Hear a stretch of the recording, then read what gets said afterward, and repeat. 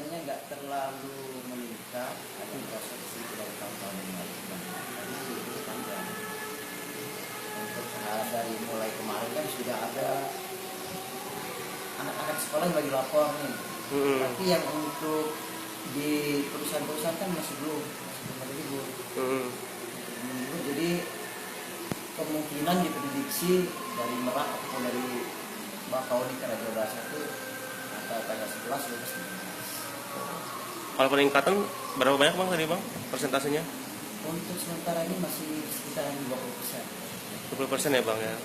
Sepil. Dari berapa penumpang sampai ke berapa penumpang bang?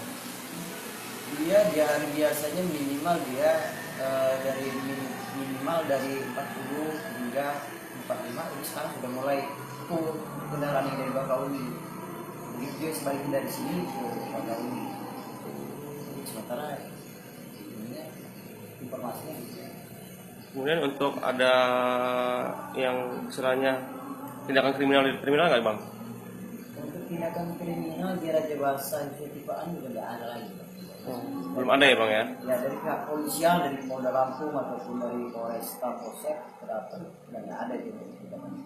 Kejadiannya juga mungkin dia ada antara dari Bakauni ke Raja Basa, tapi juga tindaknya di Raja Basa masih ada. Kita sudah dapat laporan ya bang ya dari teman-teman ya? Untuk masalah kejahatan belum ada bang. Belum ada. Himbauannya apa nih bang bagi pemudik bang?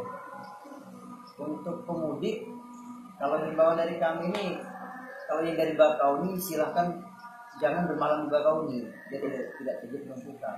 Silahkan dilanjutkan perjalanan ke terminal Raja Basa karena kita sudah menyiapkan tempat ruang istirahat untuk mereka bisa sejenak istirahat lah, tidur, dan segala macam di pos polisi atau di pos polisi di dalam